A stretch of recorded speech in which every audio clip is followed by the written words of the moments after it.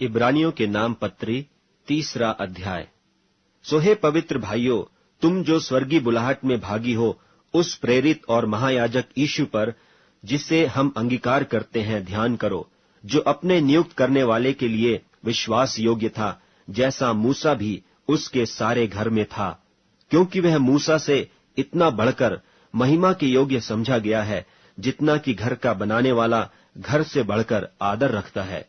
क्योंकि हर एक घर का कोई न कोई बनाने वाला होता है, पर जिसने सब कुछ बनाया वह परमेश्वर है। मूसा तो उसके सारे घर में सेवक की नाई विश्वास योग्य रहा कि जिन बातों का वर्णन होने वाला था उनकी गवाही दे।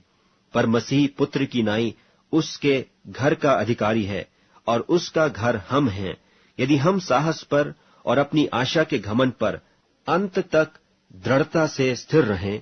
सो जैसा पवित्र आत्मा कहता है कि यदि आज तुम उसका शब्द सुनो तो अपने मन को कठोर न करो, जैसा कि क्रोध दिलाने के समय और परीक्षा के दिन जंगल में किया था, जहां तुम्हारे बाप दादों ने मुझे जांच कर परखा और 40 वर्ष तक मेरे काम देखे। इस कारण मैं उस समय के लोगों से रूठा रहा और कहा कि इनके मन सदा भटकते रहते हैं और इन्होंने मेरे मार्गों को नहीं पहचाना। तब मैंने क्रोध में आकर शपथ खाई कि वे मेरे विश्राम में प्रवेश करने न पाएंगे। हे भाइयों, चौकस रहो कि तुम में ऐसा बुरा और अविश्वासी न मन हो जो जीवते परमेश्वर से दूर हट जाए।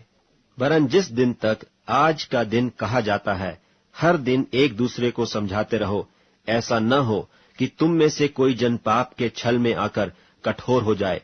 क्योंकि हम मसीह के भागी हुए हैं, यदि हम अपने प्रथम भरोसे पर अंत तक दृढ़ता से स्थिर रहें, जैसा कहा जाता है कि यदि आज तुम उसका शब्द सुनो तो अपने मनों को कठोर न करो, जैसा कि क्रोध दिलाने के समय किया था। भला किन लोगों ने सुनकर क्रोध दिलाया? क्या उन सब ने नहीं जो मूसा के द्वारा मिस्र से निकले थे? और वह 40 वर्ष तक किन लोगों से रूठा रहा? क्या उन्हीं से नहीं जिन्होंने पाप किया और उनकी लोथें जंगल में पड़ी रहीं? और उसने किन से शपथ खाई कि तुम मेरे विश्राम में प्रवेश करने न पाओगे? केवल उनसे जिन्होंने आज्ञा न मानी। सो हम देखते हैं कि वे अविश्वास के कारण प्रवेश न कर सके।